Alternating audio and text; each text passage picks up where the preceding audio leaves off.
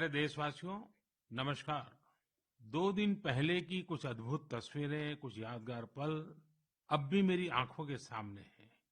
इसलिए इस बार मन की बात की शुरुआत उन्हीं पलों से करते हैं। टोक्यो ओलंपिक्स में भारतीय खिलाड़ियों को तिरंगा लेकर चलते देखकर मैं ही नहीं, पूरा देश रोमांचित हो उठा। पूरे देश ने जैसे एक होकर अपने इन योद्धाओं से कहा, विजय भव, विजयी भव। जब ये खिलाड़ी भारत से गए थे तो मुझे इनसे गपशप करने का, उनके बारे में जानने और देश को बताने का अवसर मिला था। ये खिलाड़ी जीवन की अनेक चुनौतियों को पार करते हुए यहाँ पहुंचे हैं। आज उनके पास आपके प्यार और सपोर्ट की ताकत है। इसलिए आइए मिलकर अपने सभी खिलाड़ियों को अपनी शुभकामनाएं, उनका हौसला बढ़ाएं। सोशल मीडिया पर ओलंपिक खिलाड़ियों के सपोर्ट के लिए हमारा विक्ट्री पंच कैंपेन अब शुरू हो चुका है। आप भी अपनी टीम के साथ अपना विक्ट्री पंच शेयर करिए, इंडिया के लिए चीयर करिए। साथियों, जो देश के लिए तिरंगा उठाता है उसके सम्मान में भावनाओं से भर जाना स्वाभाविक ही है। देशभक्ति की ये भावना हम सबको जोड़ती है। कल यानी 26 जुलाई को करगिल विजय दिवस भी है। करगिल का युद्ध भारत की सेनाओं के शौर्य और संयम का ऐसा प्रतीक है जिसे पूरी दुनिया ने देखा है। इस बार ये गौरवशाली दिवस भी अमृत महोत्सव के बीच में मनाया जाएगा, इसलिए ये और भी खास हो जाता है। मैं चाहूंगा कि आप करगिल की रोमांचित कर देने वाली गाथा जरूर पढ़ें। करगिल के वीरों को हम सब नमन करें। साथियों, इस बार 15 अगस्त को देश अपनी आजादी के 75वें साल में प्रवेश कर रहा है। ये हमारा बहुत बड़ा सौभाग्य है कि जिस आजादी के लिए देश ने सदियों का इंतजार किया, उसके 75 वर्ष होने के हम साक्षी बन रहे हैं। आपको याद होगा, आजादी के 75 साल मनाने के लिए 12 मार्च को बापू के साबरमती आश्रम से अमृत महोत्सव की शुरुआत हुई थी। इसी दिन बापू की दांडी यात्रा को भी पुनर्जीवित किया गया था। तब से जम्मू कश्मीर से लेकर पुडुचेरी तक, गुजरात से लेकर पूर्वोत्तर तक देश भर में अमृत महोत्सव से जुड़े कार्यक्रम चल रहे हैं। कई ऐसी घटनाएं, ऐसे स्वाधीनता सेनानी जिनका योगदान तो बहुत बड़ा है लेकिन उतनी चर्चा नहीं हो पाई, आज लोग उनके बारे में भी जान पा रहे हैं। अब जैसे मोइरांग डे को ही लीजिए। मणिपुर का छोटा सा कस्बा मोइरांग कभी नेताजी सुभाष चंद्र बोस की इंडियन नेशनल आर्मी यानी INA का एक प्रमुख ठिकाना था। यहाँ आजादी के पहले ही INA के कर्नल शौकत मलिक जी ने झंडा फहराया था। अमृत महोत्सव के दौरान 14 अप्रैल को उसी मोइरांग में एक बार फिर तिरंगा फहराया गया। ऐसे कितने ही स्वाधीनता सेनानी और महापुरुष हैं जिन्हें अमृत महोत्सव में देश याद कर रहा है। सरकार और सामाजिक संगठनों की तरफ से भी लगातार इससे जुड़े कार्यक्रम आयोजित किए जा रहे हैं। ऐसा ही एक आयोजन इस बार 15 अगस्त को होने जा रहा है। ये एक प्रयास है राष्ट्रगान से जुड़ा हुआ। सांस्कृतिक मंत्रालय की कोशिश है कि इस दिन ज्यादा से ज्यादा भारतवासी मिलकर राष्ट्रगान गाएं। इसके लिए एक वेबसाइट भी बनाई गई है, rashtragan.in। इस वेबसाइट की मदद से आप राष्ट्रगान गाकर उसे रिकॉर्ड कर पाएंगे, इस अभियान से जुड़ पाएंगे। मुझे उम्मीद है आप इस अनोखी पहल से जरूर जुड़ेंगे। इसी तरह के बहुत सारे अभियान, बहुत सारे प्रयास आपको आने वाले दिनों में देखने को मिलेंगे। अमृत महोत्सव किसी सरकार का कार्यक्रम नहीं, किसी राजनीतिक दल का कार्यक्रम नहीं, यह कोटि कोटि भारतवासियों का कार्यक्रम है। हर स्वतंत्र और कृतज्ञ भारतीय का अपने स्वतंत्रता सेनानियों को नमन है। और इस महोत्सव की मूल भावना का विस्तार तो बहुत विशाल है। ये भावना है अपने स्वाधीनता सेनानियों के मार्ग पर चलना, उनके सपनों का देश बनाना। जैसे देश की आजादी के मतवाले स्वतंत्रता के लिए एकजुट हो गए थे, वैसे ही हमें देश के विकास के लिए एकजुट होना है। हमें देश के लिए जीना है, देश के लिए काम करना है, और इसमें छोटे छोटे प्रयास भी बड़े नतीजे ला देते हैं। रोज के कामकाज करते हुए भी हम राष्ट्र निर्माण कर सकते हैं। जैसे वोकल फॉर लोकल, हमारे देश के स्थानीय उद्यमियों, आर्टिस्टों, शिल्पकारों, बुनकरों को सपोर्ट करना हमारे सहज स्वभाव में होना चाहिए। 7 अगस्त को आने वाला नेशनल हैंडलूम डे एक ऐसा अवसर है जब हम प्रयास पूर्वक भी ये काम कर सकते हैं। नेशनल हैंडलूम डे के साथ बहुत ऐतिहासिक पृष्ठभूमि जुड़ी हुई है। इसी दिन 1905 में स्वदेशी आंदोलन की शुरुआत हुई थी। साथियों, हमारे देश के ग्रामीण और आदिवासी इलाकों में हैंडलूम कमाई का बहुत बड़ा साधन है। ये ऐसा क्षेत्र है जिससे लाखों महिलाएं, लाखों बुनकर, लाखों शिल्पी जुड़े हुए हैं। आपके छोटे छोटे प्रयास बुनकरों में एक नई उम्मीद जगाएंगे। आप स्वयं कुछ न कुछ खरीदें और अपनी बात दूसरों को भी बताएं। और जब हम आजादी के 75 साल मना रहे हैं, तब तो इतना करना हमारी जिम्मेवारी बनती ही है भाइयों। आपने देखा होगा, साल 2014 के बाद से ही मन की बात में हम अक्सर खादी की बात करते हैं। ये आपका ही प्रयास है कि आज देश में खादी की बिक्री कई गुना बढ़ गई है। क्या कोई सोच सकता था कि खादी के किसी स्टोर से एक दिन में 1 करोड़ रुपए से अधिक की बिक्री हो सकती है? लेकिन आपने ये भी कर दिखाया है। आप जब भी कहीं पर खादी का कुछ खरीदते हैं, तो इसका लाभ हमारे गरीब बुनकर भाइयों बहनों को ही होता है। इसलिए खादी खरीदना एक तरह से जन सेवा भी है, देश सेवा भी है। मेरा आपसे आग्रह है कि आप सभी मेरे प्यारे भाइयों बहनों, ग्रामीण इलाकों में बन रहे हैंडलूम प्रोडक्ट्स जरूर खरीदें और उसे #माइहैंडलूम माय प्राइड के साथ शेयर करें। साथियों, बात जब आजादी के आंदोलन और खादी की हो, तो पूज्य बापू का स्मरण होना स्वाभाविक है। जैसे बापू के नेतृत्व में भारत छोड़ो आंदोलन चला था, वैसे ही आज हर देशवासी को भारत जोड़ो आंदोलन का नेतृत्व करना है।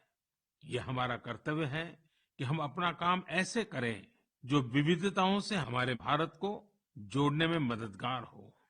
तो आइए हम अमृत महोत्सव को ये अमृत संकल्प लें कि देश ही हमारी सबसे बड़ी आस्था, सबसे बड़ी प्राथमिकता बना रहेगा।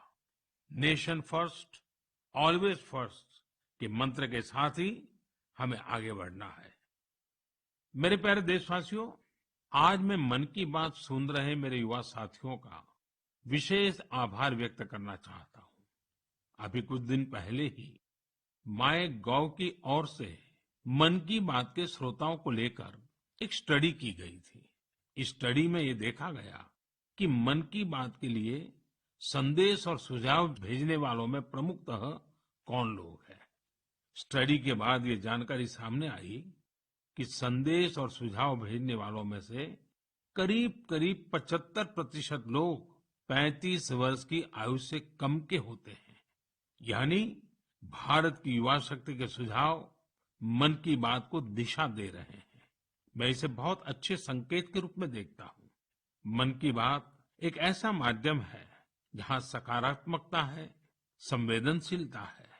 मन की बात में हम पॉजिटिव बातें करते हैं। इसका कैरेक्टर कलेक्टिव है। सकारात्मक विचारों और सुझावों के लिए भारत के युवाओं की ये सक्रियता मुझे आनंदित करती है। मुझे इस बात की भी खुशी है कि मन की बात के माध्यम से मुझे युवाओं के मन को भी जानने का अवसर मिलता है। साथियों, आप लोगों से मिले सुझाव ही मन की बात की असली ताकत है। आपके सुझाव ही मन की बात के माध्यम से भारत की विविधता को प्रकट करते हैं। भारतवासियों के सेवा और त्याग की खुशबू को चारों दिशाओं में फैलाते हैं। हमारे मेहनतकश युवाओं के इनोवेशन से सबको प्रेरित करते हैं। मन की बात में आप कई तरह के आइडियाज भेजते हैं। हम सभी पर तो चर्चा नहीं कर पाते, लेकिन उनमें से बहुत से आइडियाज को मैं संबंधित विभागों को जरूर भेजता हूं, ताकि उन पर आगे काम किया जा सके। साथियों, मैं आपको साई प्रणीत जी के प्रयासों के बारे में बताना चाहता हूँ।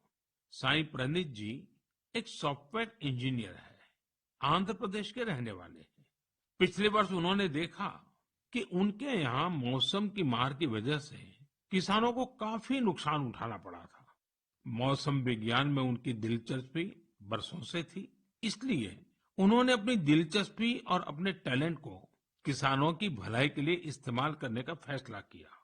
अब वे अलग अलग डेटा सोर्सेज से वेदर डेटा खरीदते हैं, उसका विश्लेषण करते हैं और स्थानीय भाषा में अलग अलग माध्यमों से किसानों के पास जरूरी जानकारी पहुंचाते हैं। वेदर अपडेट्स के अलावा प्रनीत जी अलग अलग क्लाइमेट कंडीशंस में लोगों को क्या करना चाहिए, गाइडेंस भी देते हैं। खासकर बाढ़ से बचने के लिए या फिर तूफान या बिजली गिरने पर कैसे बचा जाए, इस बारे में भी वो लोगों को बताते हैं। साथियों, एक और इस नौजवान सॉफ्टवेयर इंजीनियर का ये प्रयास दिल को छूने वाला है, तो दूसरी ओर हमारे एक साथी के द्वारा किया जा रहा टेक्नोलॉजी का उपयोग भी आपको अचंभित कर देगा। ये साथी हैं ओडिशा के संबलपुर जिले के एक गांव में रहने वाले श्रीमान इसाक मुंडा जी। इसाक जी कभी एक दिहाड़ी मजदूर के रूप में काम करते थे, लेकिन अब वे एक इंटरनेट सेंसेशन बन गए हैं। अपने यूट्यूब चैनल से वो काफी रुपये कमा रहे हैं। वे अपने वीडियोस में स्थानीय व्यंजन, पारंपरिक खाना बनाने के तरीके, अपने गांव, अपनी लाइफस्टाइल, परिवार और खान पान की आदतों को प्रमुखता से दिखाते हैं। एक यूट्यूबर के रूप में उनकी यात्रा मार्च 2020 में शुरू हुई थी, जब उन्होंने ओडिशा के मशहूर स्थानीय व्यंजन पखाल से जुड़ा एक वीडियो पोस्ट किया था। तब से वे सैकड़ों वीडियो पोस्ट कर चुके हैं।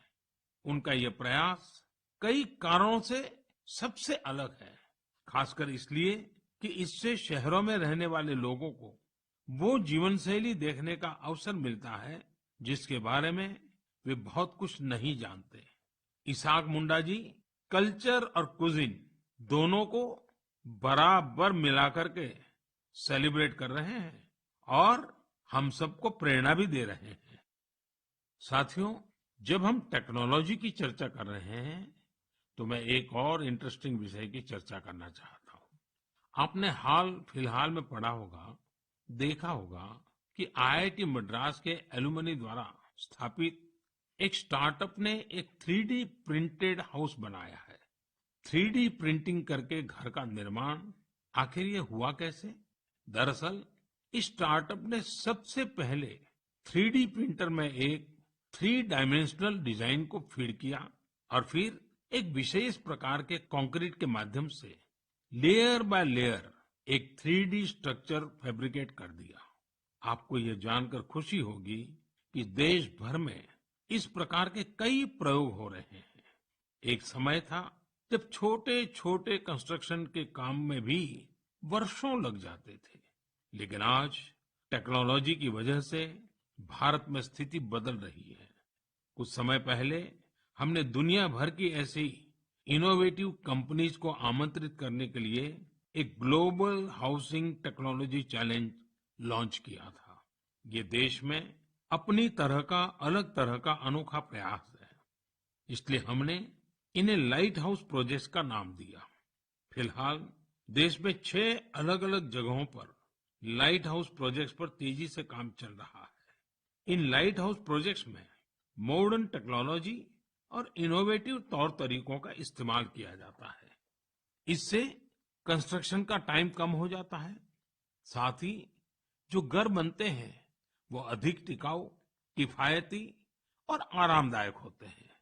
मैंने हाल ही में ड्रोन्स के जरिए इन प्रोजेक्ट्स की समीक्षा भी की और कार्य की प्रगति को लाइव देखा। इंदौर के प्रोजेक्ट में ब्रिक और मोर्टार वॉल्स की जगह pre fabricated sandwich panel system का इस्तेमाल किया जा रहा है। राजकोट में लाइट हाउस फ्रेंच टेक्नोलॉजी से बनाए जा रहे हैं, जिनमें टनल के जरिए मोनोलिथिक कंक्रीट कंस्ट्रक्शन टेक्नोलॉजी का इस्तेमाल हो रहा है। इस टेक्नोलॉजी से बने घर आपदाओं का सामना करने में कहीं अधिक सक्षम होंगे। चेन्नई में अमेरिका और फिनलैंड की technologies pre cast concrete system का उपयोग किया जा रहा है। इससे मकान जल्दी भी बनेंगे और लागत भी कम आएगी। रांची में जर्मनी के 3D कंस्ट्रक्शन सिस्टम का प्रयोग करके घर बनाए जाएंगे। इसमें हर कमरे को अलग से बनाया जाएगा, फिर पूरे स्ट्रक्चर को उसी तरह जोड़ा जाएगा जैसे ब्लॉक टॉयज को जोड़ा जाता है। अगरतला में न्यूजीलैंड की टेक्नोलॉजी का उपयोग कर स्टील फ्रेम के साथ मकान बनाए जा रहे हैं, जो बड़े भूकंप को झेल सकते हैं। वहीं लखनऊ में कनाडा की टेक्नोलॉजी का इस्तेमाल किया जा रहा है। इसमें प्लास्टर और पेंट की जरूरत नहीं होगी और तेजी से घर बनाने के लिए पहले से ही तैयार दीवारों का प्रयोग किया जाएगा। साथियों, आज देश में ये प्रयास हो रहा है कि ये प्रोजेक्ट इंक्यूबेशन सेंटर्स की तरह काम करे। इससे हमारे प्लानर्स, आर्किटेक्ट्स, इंजीनियर्स और स्टूडेंट्स नई टेक्नोलॉजी को जान सकेंगे और उसका एक्सपेरिमेंट भी कर पाएंगे। मैं इन बातों को खास तौर पर अपने युवाओं के लिए साझा कर रहा हूं, ताकि हमारे युवा राष्ट्र हित में टेक्नोलॉजी के नए नए क्षेत्रों की ओर प्रोत्साहित हो सके। मेरे प्यारे देशवासियों, आपने अंग्रेजी की एक कहावत सुनी होगी, to learn is to grow, यानी सीखना ही आगे बढ़ना है। जब हम कुछ नया सीखते हैं तो हमारे लिए प्रगति के नए नए रास्ते खुद ब खुद खुल जाते हैं। जब भी कहीं लीक से हटकर कुछ नया करने का प्रयास हुआ है, मानवता के लिए नए द्वार खुले हैं, एक नए युग का आरंभ हुआ है। और आपने देखा होगा, जब कहीं कुछ नया होता है तो उसका परिणाम हर किसी को आश्चर्यचकित कर देता है। अब जैसे कि अगर मैं आपसे पूछूं कि वो कौन से राज्य हैं जिन्हें आप सेब, एप्पल के साथ जोड़ेंगे, तो जाहिर है कि आपके मन में सबसे पहले हिमाचल प्रदेश, जम्मू कश्मीर और उत्तराखंड का नाम आएगा।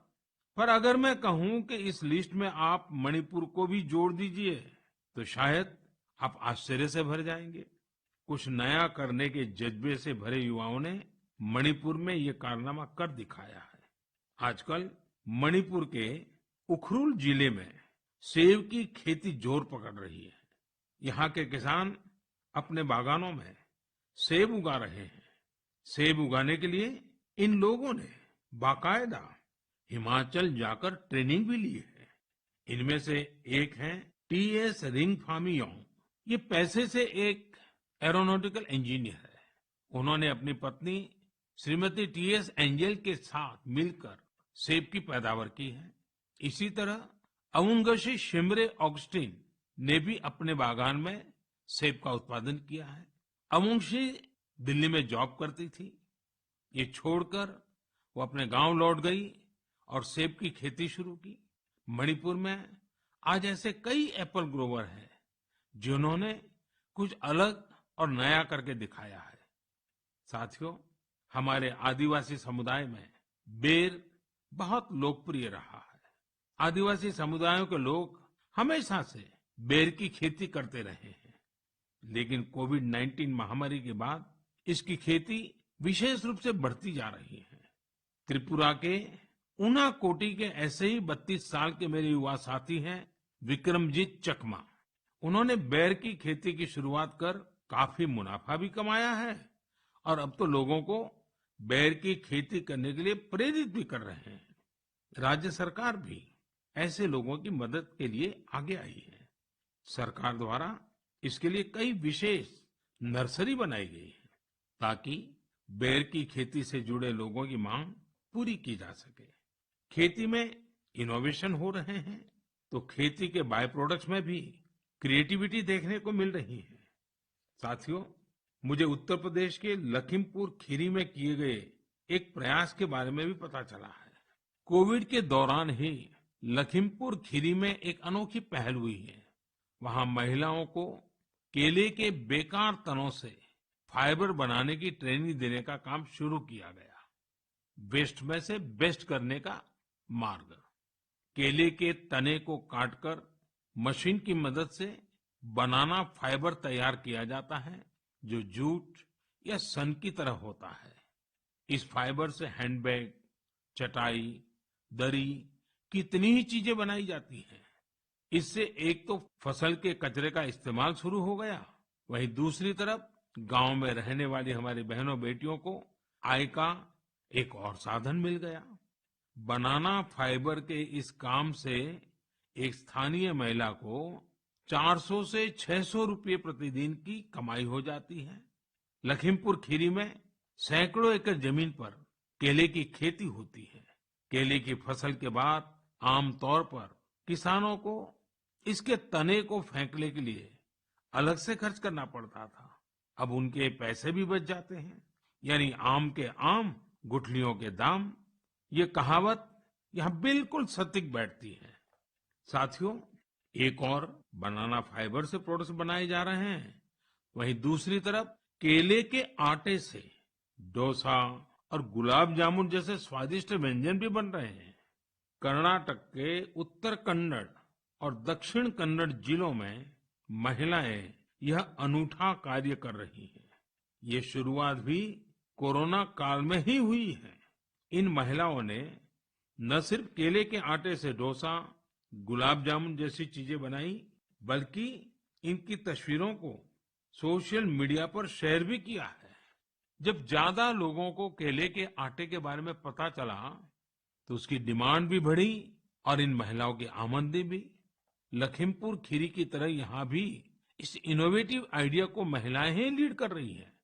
साथियों, ऐसे उदाहरण जीवन में कुछ नया करने की प्रेरणा बन जाते हैं। आपके आसपास भी ऐसे अनेक लोग होंगे। जब आपका परिवार मन की बातें कर रहा हो, तो आप इन्हें भी अपनी गपशप का हिस्सा बनाइए। कभी समय निकालकर बच्चों के साथ ऐसे प्रयासों को देखने भी जाइए, और अवसर मिल जाए तो खुद भी ऐसा कुछ कर दिखाइए। और हाँ, यह सब आप मेरे साथ नमो ऐप या माईगोव पर साझा करेंगे तो मुझे और अच्छा लगेगा। मेरे प्यारे देशवासियों, हमारे संस्कृत ग्रंथों में एक श्लोक है, आत्मार्थम जीवलोके अस्मिन् को न जीवति ही मानवः परम परोपकार्थम यो जीवति स जीवति। अर्थात अपने लिए तो संसार में हर कोई जीता है, लेकिन वास्तव में वही व्यक्ति जीता है जो परोपकार के लिए जीता है। भारत माँ के बेटे बेटियों के परोपकारिक प्रयासों की बातें, यही तो मन की बात है। आज भी ऐसे ही कुछ और साथियों के बारे में हम बात करते हैं। एक साथी चंडीगढ़ शहर के हैं। चंडीगढ़ में मैं भी कुछ वर्षों तक रह चुका हूँ। यह बहुत खुशमिजाज और खूबसूरत शहर है। यहाँ रहने वाले लोग भी दिलदार हैं। और हाँ, अगर आप खाने के शौकीन हो तो यहाँ आपको और आनंद आएगा। इसी चंडीगढ़ के सेक्टर 29 में संजय राणा जी फूड स्टॉल चलाते हैं और साइकिल पर छोले भटूरे बेचते हैं। एक दिन उनकी बेटी रिद्धिमा और भतीजी रिया एक आइडिया के साथ उनके पास आई। दोनों ने उनसे कोविड वैक्सीन लगवाने वालों को फ्री में छोले भटूरे खिलाने को कहा। वे इसके लिए खुशी खुशी तैयार हो गए। उन्होंने तुरंत ये अच्छा और नेक प्रयास शुरू भी कर दिया। संजय राणा जी के छोले भटूरे मुफ्त में खाने के लिए आपको दिखाने पड़ेगा कि आपने उसी दिन वैक्सीन लगवाई है। वैक्सीन का मैसेज दिखाते ही वे आपको स्वादिष्ट छोले भटूरे दे देंगे। कहते हैं, समाज की भलाई के काम के लिए पैसे से ज्यादा सेवा भाव, कर्तव्य भाव की ज्यादा आवश्यकता होती है। हमारे संजय भाई इसी को सही साबित कर रहे हैं। साथियों, ऐसे ही एक और काम की चर्चा आज करना चाहूंगा। ये काम हो रहा है तमिलनाडु के नीलगिरी में। वहां राधिका शास्त्री जी ने एम्बुरेक्स प्रोजेक्ट की शुरुआत की है। इस प्रोजेक्ट का मकसद है पहाड़ी इलाकों में मरीजों को इलाज के लिए आसान ट्रांसपोर्ट उपलब्ध कराना। राधिका कुन्नूर में एक कैफे चलाती है। उन्होंने अपने कैफे के साथियों से एम्बुरेक्स के लिए फंड जुटाया। नीलगिरी पहाड़ियों पर आज 6 एम्बुरेक्स सेवारत हैं और दूर दराज के हिस्सों में इमरजेंसी के समय मरीजों के काम आ रही है। एम्बुरेक्स में stretcher, oxygen cylinder, first aid box जैसी कई चीजों की व्यवस्था है। साथियों, संजय जी हो या राधिका जी, इनके उदाहरणों से पता चलता है कि हम अपना कार्य, अपना व्यवसाय, नौकरी करते करते भी सेवा के कार्य कर सकते हैं। साथियों, कुछ दिन पहले एक बहुत ही इंटरेस्टिंग और बहुत ही इमोशनल इवेंट हुआ, जिससे भारत जॉर्जिया मैत्री को नई मजबूती मिली।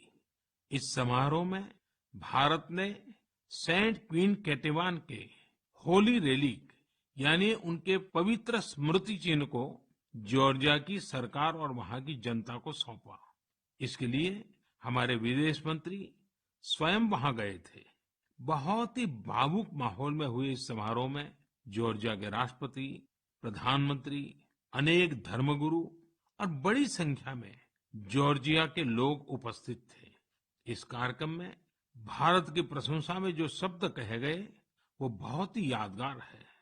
इस एक समारोह ने दोनों देशों के साथ ही गोवा और जॉर्जिया के बीच के संबंधों को भी और प्रगाढ़ कर दिया है। ऐसा इसलिए क्योंकि सेंट क्वीन केटेवान के ये पवित्र अवशेष 2005 में गोवा के सेंट ऑगस्टिन चर्च से मिले थे। साथियों, आपके मन में सवाल होगा कि ये सब क्या है, ये कब और कैसे हुआ?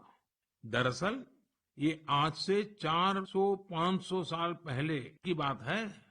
क्वीन केटेवान जॉर्जिया के राजपरिवार की बेटी थी। 10 साल के कारावास के बाद 1624 में वो शहीद हो गई थी। एक प्राचीन पुर्तगाली दस्तावेज के मुताबिक सेंट क्वीन केटेवान की अस्थियों को ओल्ड गोवा के सेंट ऑगस्टिनियन कॉन्वेंट पे रखा गया था। लेकिन लंबे समय तक यह माना जाता रहा कि गोवा में दफनाए गए उनके अवशेष 1930 के भूकंप में गायब हो गए थे। भारत सरकार और जॉर्जिया के इतिहासकारों, रिसर्चर्स, आर्कियोलॉजिस्ट और जॉर्जियन चर्च के दशकों के अथक प्रयासों के बाद 2005 में उन पवित्र अवशेषों को खोजने में सफलता मिली थी। ये विषय जॉर्जिया के लोगों के लिए बहुत ही भावनात्मक है। इसलिए उनके हिस्टोरिकल, रिलीजियस और स्पिरिचुअल सेंटिमेंट्स को ध्यान में रखते हुए भारत सरकार ने इन अवशेषों का एक अंश जॉर्जिया के लोगों को भेंट में देने का निर्णय लिया।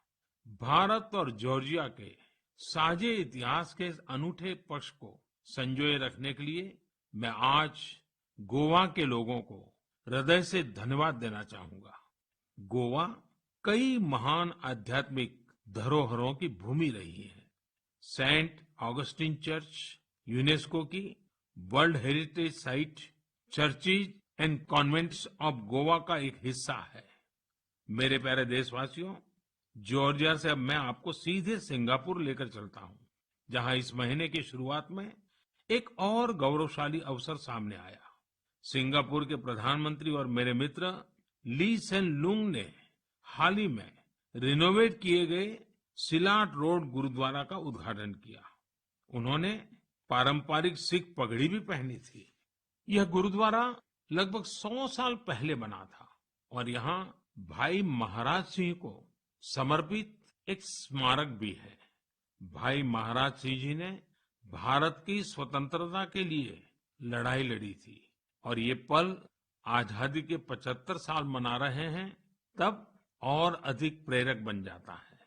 दो देशों के बीच पीपल टू पीपल कनेक्ट, उसे मजबूती ऐसी ही बातों, ऐसे ही प्रयासों से मिलती है। इनसे यह भी पता चलता है कि सौहार्दपूर्ण माहौल में रहने और एक दूसरे की संस्कृति को समझने का कितना महत्व है। मेरे प्यारे देशवासियों, आज मन की बात में हमने अनेक विषयों की चर्चा की। एक और विषय है जो मेरे दिल के बहुत करीब है। ये विषय है जल संरक्षण का। मेरा बचपन जहाँ गुजरा, वहाँ पानी की हमेशा से किल्लत रहती थी। हम लोग बारिश के लिए तरसते थे और इसलिए पानी की एक एक बूंद बचाना हमारे संस्कारों का हिस्सा रहा है। अब जनभागीदारी से जल संरक्षण, इस मंत्र ने वहाँ की तस्वीर बदल दी है। पानी की एक एक बूंद को बचाना, पानी की किसी भी प्रकार की बर्बादी को रोकना, ये हमारी जीवन शैली का एक सहज हिस्सा बन जाना चाहिए। हमारे परिवारों की ऐसी परंपरा बन जानी चाहिए जिससे हर एक सदस्य को गर्व हो। साथियों, प्रकृति और पर्यावरण की रक्षा भारत के सांस्कृतिक जीवन में, हमारे दैनिक जीवन में रचा बसा हुआ है। वहीं बारिश और मानसून हमेशा से हमारे विचारों, हमारी फिलॉसफी और हमारी सभ्यता को आकार देते आए हैं। ऋतु संहार और मेघदूत में महाकवि कालिदास ने वर्षा को लेकर बहुत ही सुंदर वर्णन किया है। साहित्य प्रेमियों के बीच ये कविताएं आज भी बेहद लोकप्रिय हैं। ऋग्वेद के पर्जन्य सूक्तम में भी वर्षा के सौंदर्य का खूबसूरती से वर्णन है। इसी तरह श्रीमद् भागवत में भी काव्यात्मक रूप से पृथ्वी, सूर्य और वर्षा के बीच के संबंधों को विस्तार दिया गया है। अष्टौ मासान् निपीतं यद भूम्याः च ओदमयं वसु स्वगोभिः मक्तुम आरेभे पर्जन्य काल आगते। अर्थात सूर्य ने 8 महीने तक जल के रूप में पृथ्वी की संपदा का दोहन किया था। अब मानसून के मौसम में सूर्य इस संचित संपदा को पृथ्वी को वापस लौटा रहा है। वाकई मानसून और बारिश का मौसम सिर्फ खूबसूरत और सुहाना ही नहीं होता, बल्कि यह पोषण देने वाला, जीवन देने वाला भी होता है।